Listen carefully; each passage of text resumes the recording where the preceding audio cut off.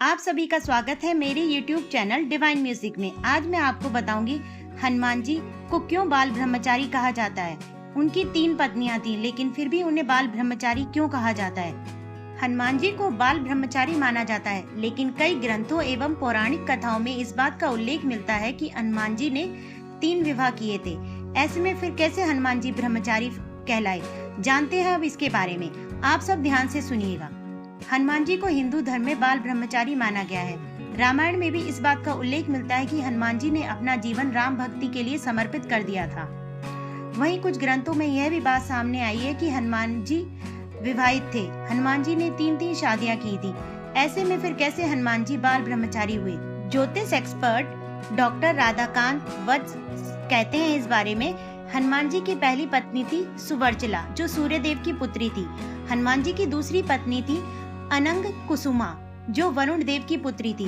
हनुमान जी की तीसरी पत्नी थी सत्यवती, जो रावण की पुत्री थी। अब मैं आपको बताऊंगी हनुमान जी का विवाह कैसे हुआ था। पौराणिक कथाओं के अनुसार हनुमान जी के गुरु सूर्यदेव थे। सूर्यदेव ने हनुमान जी को अष्ट सिद्धियों का ज्ञान दिया था। हालांकि नव विधियां सिखाने में सूर्यदेव को कठिनाई आने लगी। नव विधियां सीखने के लिए हनुमान जी का विवाहित होना जरूरी था। ऐसे में सूर्यदेव ने अपने तेज से एक कन्या को प्रकट किया। उस कन्या से हनुमान जी का विवाह किया और बचा ज्ञान प्राप्त किया। हनुमान जी ने विवाह के बाद भी ब्रह्मचर्य का पालन किया। वहीं देवी सुवर्चला घोर तप के बाद सूर्य ऊर्जा में ही समा गई।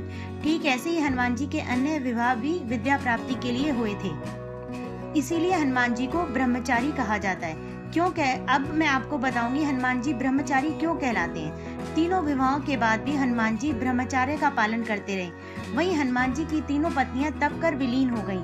यही कारण है हनुमान जी विवाह के बाद भी ब्रह्मचारी कहलाते हैं। हालांकि हनुमान जी के विवाह के बारे में रामायण में कुछ भी उल्लेखित नहीं है, मगर हनुमान जी को उनकी पत्नी के साथ तेलंगाना में पूजा जाता है। इसके अलावा ग्वालियर में भी हनुमान जी तीनों पत्नियों के साथ स्थापित है। यहाँ तक कि उनके पुत्र मकर ध्वज की प्रतिमा भी इस मंदिर में मौजूद है।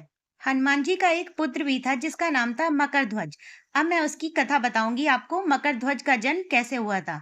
जब पाताल लोक के असुरराज अहिरावण ने भाई रावण के कहने पर प्रभु राम और लक्ष्मण को बंदी बना लिया था, वह प्रभु राम और लक्ष्मण को पाताल लोक लेकर चला गया था। तब हनुमान जी फिर प्रभु राम और लक्ष्मण को खोजते हुए पाताल लोक पहुंच गए। वहां उन्होंने अपने जैसे पहरेदार को देखकर अचंभित हो गए। हनुमान जी की तरह दिखाई देने वाले पहरे पर खड़े हुए मकरध्वज ने स्वयं को हनुमान जी का पुत्र बताया। हनुमान जी इस बात को मानने को तैयार ही नहीं हुए, तो मकरध्वज ने अपनी उत्पत्ति की कथा सुनाई। मकरध्वज ने हनुमान जी से बोला कि आप जब माता सीता की खोज में लंका पहुंचे, आपको मेघनाथ द्वारा पकड़कर रावण के दरबार में प्रस्तुत किया गया। वहां पर रावण ने आपकी पूंछ में आग लगवा दी थी, जिसके बाद आप अपनी जलती पूंछ की आग बुझाने के लिए समुद्र तट पर पहुंचे।